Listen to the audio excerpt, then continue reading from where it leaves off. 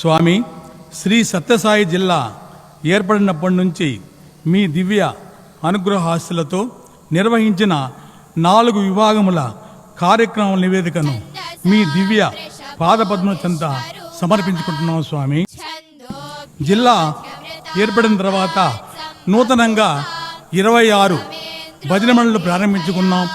3 సమితిలు ప్రారంభించుకున్నాం. ప్రస్తుతం సత్సాయి జిల్లాలో 13 సమితులు ఉన్నాయి. 187 భజనలు ఉన్నాయి. స్వామి, జిల్లాలోని ప్రతి సమితి నందు నగర సంకీర్తన, నామ సంకీర్తన నిర్వహించబడుతుంది. స్వామి, రొద్దం, నల్లూరు మరియు సోమందేపల్లి సమితులలో ప్రతి పౌర్ణమి రోజున గ్రామ సంకీర్తన, పల్లకీ సేవ మరియు సత్సంగ కార్యక్రమాలు నిర్వహించబడుతున్నవి.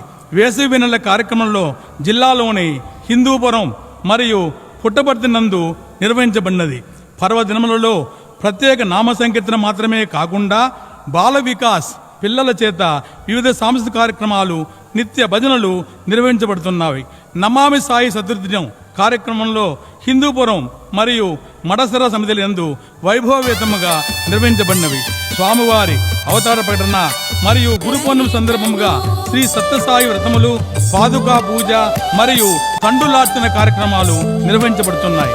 స్వామివారి జన్మదిన వేడుకలు పురస్కరించుకొని ప్రతి సమితిలోనూ మహానగర సంకీర్తన, నారాయణ సేవ, నామస్మరణ మరియు ప్రత్యేక కార్యక్రమాలు నిర్వహించబడుతున్నాయి. జిల్లా ఏర్పడిన తదుపరి పుట్టపర్తిలోని భక్తుల గృహములలో నిత్య నామ సంకీర్తనలు జరుగుతున్నవి. రాష్ట్ర అధ్యక్షుల వారి సూచనల మేరకు 2023 నవంబర్ 24వ తేదీ నుంచి శ్రీ సత్యసాయి లక్ష గృహ దివ్య నామ సంకీర్తన కార్యక్రమం జిల్లా అంతా కూడా